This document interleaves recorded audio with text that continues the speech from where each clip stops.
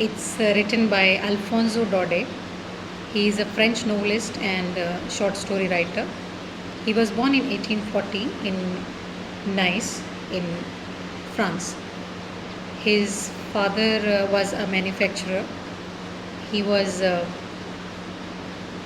true patriot in every sense. He felt the incident, that's why he wrote about it. The lesson is set in the background of Franco-Prussian War. Franco-Prussian War was held in 1870 to 71, and it was led by Bismarck, and he is known as the Iron Man of Germany. In this war, two districts of France, one was Alsace and another was Lorraine. These two districts were defeated, or we can say these two districts went into the hands of then Persia. And the story is about a boy from any of these districts. It is about a boy, his name is Franz, he's our narrator of the story. This boy is just like any other boy, any other child. He's not interested in going to the school, attending the classes. He's a truant kind of a guy. And there are beautiful sceneries there. There are many things which were tethering his legs to go to the school on that day. Like he saw some beautiful birds chirping in the woods. He saw some soldiers were drilling in the field, and means the day was bright, shiny, beautiful. So who wants to spend such a day in a school? But somehow he had to go. Another thing was that the teacher asked him about some homework. He got some homework about participles. He did not complete it. So these were the reasons he did not want to go. Somehow he started. When he was running, he was already late. Somebody called him from behind and he told him, "Hey Bub, don't go so fast. You have plenty of time." He passed through the town hall of the village. There was a big town hall, and this town hall used to have a bulletin board, and all the news had come from that bulletin board, like the battle was lost, they are defeated, the new officer had come and he is giving some orders, some commands, like. So everybody thought that some bad news is there on the way for us, but Franz could not understand. They are defeated. What news could be there on that board today? He reached a school. Any other day, the school was full of hustle and bustle and sound. The students were repeated their lessons in chorus, in unison. They were putting their hands over their ears to understand the lesson better. The teacher was rapping his ruler on the table all the time to make them, sit properly in the class or pay attention, be attentive, like that. But that day, school was calm and quiet and serene and totally, there was no commotion, motionless. Franz was a latecomer every day. He used to get into the class in the pretext of this commotion. But that day, even the teacher was in the class, students were sitting on their seats. Now he had to enter in front of everyone. He was blushing, he was feeling very bad. When he entered the class, one more surprise was there. The teacher was in his beautiful attire, some green coat and frilled shirt and everything he was nicely decked up.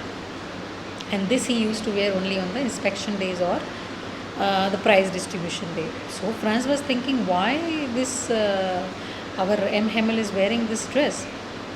Next thing was, last benches were mostly left empty in the class, but today all the villagers were sitting in the class.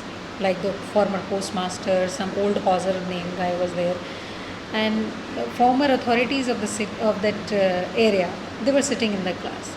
So everything was confusing. The confusion was over after a few minutes. Hamel started talking. He told them that, "Kids, this is the last lesson which I am going to give you, as the German teacher will come tomorrow and you will be learning German tomorrow onwards." So this was like a thunderclap. It was so shocking, surprising that he was taken aback. He could not understand what. So this statement made him think, made him feel bad. He was not a very you know, disciplined student. Now he was feeling sorry for not learning. He was thinking that I have taken my books as a nuisance, a burden. I do not like to carry them, to read them. Oh my God, now I can't read anymore. I have to leave French. And he was sorry for the teacher also. He was afraid of the teacher. He was very much afraid of the teacher, but now he was feeling sorry for him because Hamel, he worked for 40 years in that place. Then he saw some villagers in the class also, and they come to the school to pay their respect, to pay their, you know, homage to the teacher who spent 40 years of his service, who gave 40 years of his service to their area, and tomorrow he was leaving. So they were feeling sorry.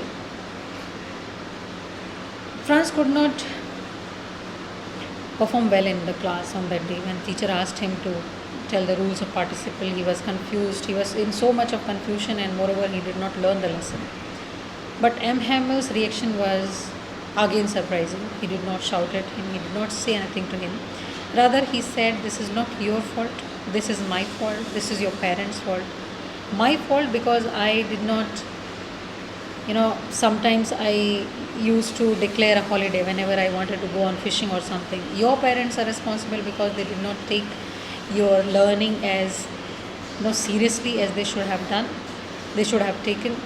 They used to engage you in some fields, some mills to earn some more money." So everybody was in a very pensive mood, but Hamel finished every lesson. And the teaching of that day, the teaching learning process was wonderful on that day because the teacher was explaining everything in full detail. The students were learning everything very attentively. So Franz is saying that he will never forget this last lesson. Then Hamel told them something about their mother tongue, French. He said, "This is the most beautiful language of the world. This is the most logical language of the world.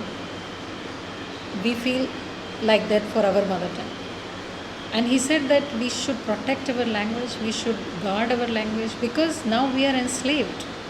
And it is the only key for our prison. As long as we hold fast to it, we have a chance to get out of our subjugation, get out of our slavery. So we should guard it. The class was in very sad mood. The lessons were over. Franz was doing his homework. Some children were scratching some fish hooks on the books, and everybody was full of patriotic feelings. They were feeling sad. Some of them were crying also. Some old man, Hauser, he was crying in the class. And suddenly Franz heard some pigeons going on the roof, and some thoughts struck his mind. He said, "Will they make the pigeons sing in German too? Is it possible?" It's a wonderful line.